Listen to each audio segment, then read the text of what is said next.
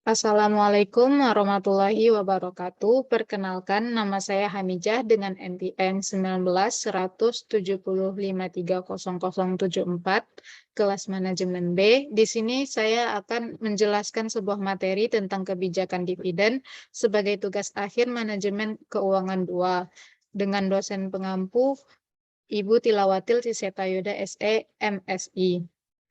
Baiklah, di sini saya akan menjelaskan pengertian dividen. Dividen merupakan hak pemegang saham untuk mendapatkan bagian dari laba perusahaan. Dividen merupakan selisih nilai laba bersih setelah pajak atau yang disebut dengan earning after tax, dikurangi dengan laba ditahan sebagai cadangan bagi perusahaan. Laba ditahan adalah bagian dari laba bersih perusahaan yang ditahan oleh perusahaan dalam bentuk dividen kas kepada pemegang saham. Sedangkan kalau perusahaan akan membagikan dividen dalam bentuk saham, stok dividen, maka laba bersih dimasukkan menjadi laba ditahan. Dividen dibagikan kepada pemegang saham sama besarnya secara proporsional. Kegunaan kebijakan dividen ada dua, yaitu pertama, menentukan berapa banyak laba yang harus dibayarkan kepada pemegang saham. Yang kedua adalah berapa banyak yang harus ditanam kembali atau yang disebut dengan laba ditahan. Jenis-jenis dividen. Jenis-jenis dividen ada 5. Yang pertama adalah dividen tunai. Dividen tunai ini ada cash dividen yang paling umum digunakan. Cara pembayarannya adalah secara tunai. Hal ini lebih disenangi oleh pemegang saham. Yang kedua adalah dividen saham. Dividen ini dibayarkan dalam bentuk saham. Dividen ini biasanya digunakan apabila perusahaan kekurangan uang kas diberikan secara merata ke seluruh pemegang saham. Yang ketiga adalah dividen properti. Dibagikan dalam bentuk aset atau barang, tidak dengan tunai ataupun saham. Yang keempat adalah dividen scrip. Dividen scrip dibayarkan dalam bentuk surat janji hutang dan akan dibayarkan sesuai dengan waktu jumlah surat janji hutang. Biasanya akan dikenakan bunga sampai uang tersebut dibayarkan kepada pemilik saham. Yang kelima adalah dividen likuidasi atau liquidated dividend. Bisa diartikan sebagai pengembalian modal. Hal ini terjadi karena perusahaan mengalami kebangkrutan. Stok dividen. Stok dividen memiliki dua kebijakan. Yang pertama adalah kebijakan split dividen. Kebijakan split dividen adalah untuk meningkatkan jumlah lembar saham dengan cara pemecahan saham dengan pengurangan nilai saham secara proporsional.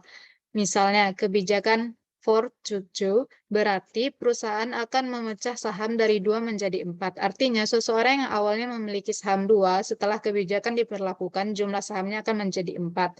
Tujuan split dividen ini adalah supaya saham lebih liquid, artinya lebih mudah diperdagangkan. Yang kedua adalah kebijakan reversi split dividend, yaitu kebalikan dari kebijakan split dividend dengan tujuan untuk menghindari dikeluarkan dari daftar pasar bursa saham utama. Contoh soal stok dividen. Diketahui struktur model PT Hamijah Jaya dengan kode HMJ adalah sebagai berikut. Saham biasanya adalah 36 juta dengan 12.000 lembar, per lembarnya 3.000. Agio sahamnya adalah 19 juta, laba ditahannya adalah 17 juta. Lalu dengan jumlah modal sendirinya adalah 72 juta.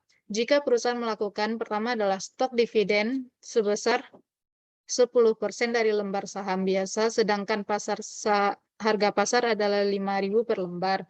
Tentukan struktur modal baru setelah dilakukan stok dividen dan berikan analisisnya.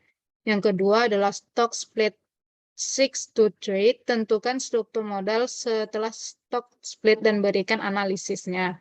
Yang ketiga adalah reverse split 2-to-5. Tentukan struktur modal baru setelah reverse split dan berikan analisisnya. Jawaban poin A adalah stok dividen sebesar 10% dari lembar saham biasa, sedangkan harga pasar 5.000 per lembar. Tentukan struktur modal baru setelah dilakukan stok dividen dan berikan analisisnya. Stok dividennya sama dengan 10% dari 12.000 lembar adalah 1.200 lembar. Saham biasanya adalah 3.000 dikali 1.200 ditambah 12.000 sama dengan 39 14.600.000. Agio sahamnya adalah 19 juta ditambah 2.000 dikali 8.000 dikurang 4.000. Maka agio sahamnya adalah 19 juta ditambah 2.400.000 atau sama dengan 21.400.000. Laba ditahannya adalah 17 juta dikurang 1.200 dikali 5.000 sama dengan 11 juta. Untuk struktur modal baru PT Hamija Jayanya adalah saham biasanya menjadi 14.400 lembar dengan per sahamnya adalah 4.000, maka saham biasanya adalah 39.600.000 rupiah. Agio sahamnya menjadi 21.400.000 rupiah, sedangkan laba ditahannya adalah 11 juta. Untuk jumlah modal sendirinya menjadi 72 juta. Untuk poin B adalah stock split 6-3, tentukan struktur modal baru setelah stock split dan analisisnya. Langkah pertama, stock split 6-3, yang A kita masukkan 6, yang B kita masukkan 3. A per B ini adalah rumusnya, A per B kali jumlah lembar adalah rumusnya. Jadi kita ganti A menjadi 6, B menjadi 3, dan masukkan jumlah lembar saham kita menjadi 6/3 dikali 12.000 menjadi 24 lembar. Lalu yang selanjutnya kita ubah menjadi B per A dikali dengan nilai nominalnya yaitu 3/6 dikali 3.000 sama dengan 1.500. Jadi struktur modal baru PT Hamija Jaya adalah sebagai berikut. Saham biasanya menjadi 24.000 lembar, per lembarnya 2.000. Jadi saham biasanya adalah 36 juta. Agio sahamnya adalah 19 juta dan laba ditahannya adalah 17 juta. Jumlah modal sendirinya adalah 72 juta. Analisisnya, jika perusahaan melakukan stock split 6-3, maka jumlah lembar saham bertambah menjadi 24.000 lembar, sedangkan nilai nominal saham akan berkurang menjadi 1.500 per lembar. Yang ketiga, poin 3 adalah stock reverse split.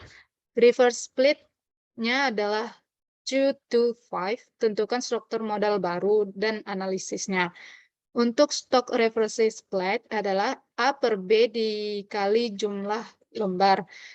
Maka A-nya menjadi 2, B-nya menjadi 5 ya, dikali dengan 12.000 sama dengan 4.800 lembar. Sedangkan yang selanjutnya B per A dikali nilai nominal, berarti 5/2 dikali 3.000 yaitu 7.500. Jadi struktur modal baru PT Hamija Jaya adalah sebagai berikut. Saham biasanya sahamnya menjadi 4.800 lembar, per lembarnya adalah 7.500. Sehingga saham biasanya menjadi 36 juta, agio sahamnya 19 juta, laba ditahannya sama dengan 17 juta. Jumlah modal sendiri adalah 72 juta. Analisisnya, jika perusahaan melakukan stock reverse split 2-5, maka jumlah lembar saham berkurang menjadi 4.800 lembar, sedangkan nilai nominal bertambah menjadi 7.500 per lembar. Alat ukur berkaitan dengan dividen. Pertama adalah dividen per share. Adalah alat ukur yang menunjukkan besarnya keuntungan per lembar saham. Rumusnya DPS sama dengan total dividen per total saham beredar. Contohnya PT Hamija Jaya Tbk memiliki total saham beredar 60 juta lembar. Pada tahun 2021 dibagikan dividen sebesar 6 miliar. Berapakah besar DPS-nya? Maka cara mencarinya adalah 6 miliar per 60 juta, maka dapat didapatkan hasil 100 per lembar saham. Artinya keuntungannya 100 per lembar saham. Yang kedua ada dividen yield. Dividen yield adalah alat bantu yang digunakan untuk menilai kinerja saham. Rumusnya DY sama dengan DPS per harga pasar saham. Semakin besar dividen yield, semakin menarik bagi investor karena keuntungan per lembar saham yang diberikan perusahaan tinggi. Contoh soal dividen yield adalah PT Hamijah Jaya tahun 2020 membayarkan dividen sebanyak 1 kali sebesar 100 perak per saham dan tidak membayar dividen final. Harga saham pada penutupan tahun 2020 adalah 3.000 per saham. Berapakah besar dividen yield-nya? Maka dijawab dengan DY Rp 100 per 3.000 dapat hasilnya 0,033. Yang ketiga ada dividen payout ratio atau rasio pembayaran dividen. DPR adalah pembandingan antara dividen per share dengan earning per share. Digunakan untuk menghitung rasio pembayaran dividen. DPR sama dengan DPS per EPS. DPS sama dengan total dividen atau total beredar. EPS adalah total saham beredar. Rata-rata DPR di BEA atau Bursa Efek Indonesia sama dengan 0 sampai 25%. Contoh soal dividen payout ratio. PT Hamijah Jaya pada tahun 2020 membayar dividen sebesar 17.000 juta. Laba bersih yang diperoleh adalah 100 juta. Sampai akhir tahun, jumlah saham beredar 400 juta saham. Harga penutupan saham Rp